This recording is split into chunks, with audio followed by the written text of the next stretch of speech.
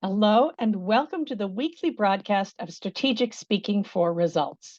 I'm Elizabeth Bachman, your host, and today let's talk about how to have a compelling elevator speech. Now, I've heard over and over again in networking events or someone introduces themselves, they'll just say what their title is or what their department is. Yes, I work in finance, or yeah, I'm a lawyer, or whatever. And that's boring. What it does is it puts you into a box. It puts you in a box and people go, oh yeah, lawyer, and then immediately forget it. I like to think about what's the problem that you solve? How can you talk about what you do so that people go, ooh, I want to know more? And I fall back on one of my favorite formulas for stories, which is a big part of the work I do, which is the problem, solution, benefit. So what if you've got a problem? What's the problem that you solve? What's the solution that you offer? And then what's the benefit? Why does it matter? Why should we care? In an elevator speech, and that's how you in an introduction, you could say the problem is there are too many people.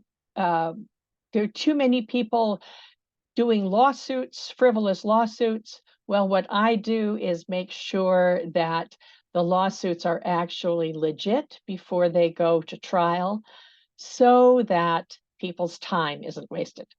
Now, that's one I just made up.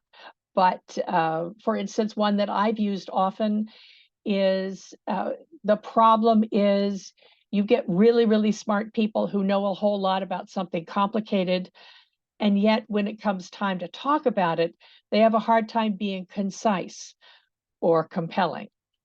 So, what I do is help them master a message that brings them the results they need, the allies they want, and the recognition that they deserve.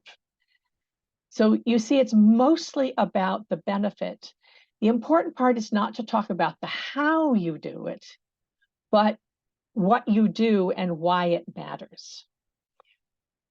So if you think about what it is that you do, then just reverse it to make that a problem.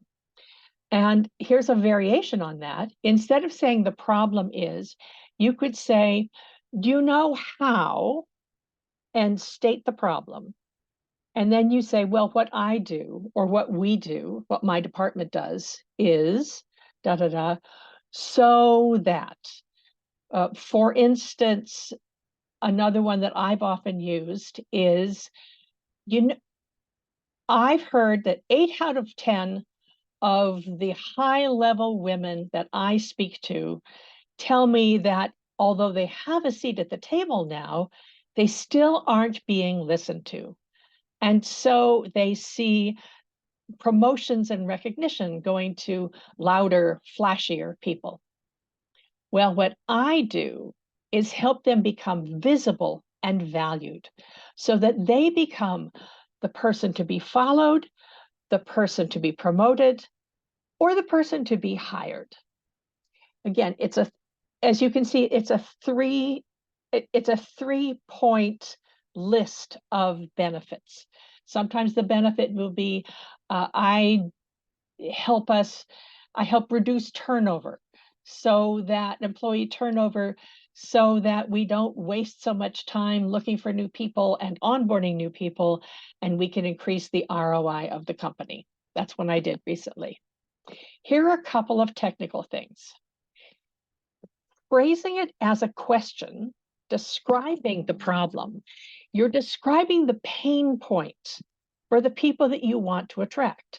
What you want is you want the people who are listening to you to go, oh, that's me she's talking about. I'm the high level woman who has a seat at the table and still isn't listened to. So you say something, they recognize you. If they don't recognize you, they're not going to listen. It's not going to be, or they might say, oh, that's my sister-in-law. So you talk about that part. Then you talk about the solution, keep it brief, and then what's the benefit? What is it that they care about? And another little tip is use a statistic. Sometimes I'll say 6 out of 8 of the high-level women I speak to, because it's better to have a statistic which is not a round number. 47%. Women are 47% less likely to be promoted than men. You'll remember the odd number instead of, say, 50% or 100%. Use a statistic. Be sure you can back it up. That's another thing that sticks in people's minds, and then they remember it. So if you're curious about your elevator speech, this is an exercise I love to do. I do it with my clients all the time. If you're curious, reach out to me. I'd be happy to help you with yours. This has been Strategic Speaking for Results. I'm Elizabeth Bachman. I'll see you on the next one.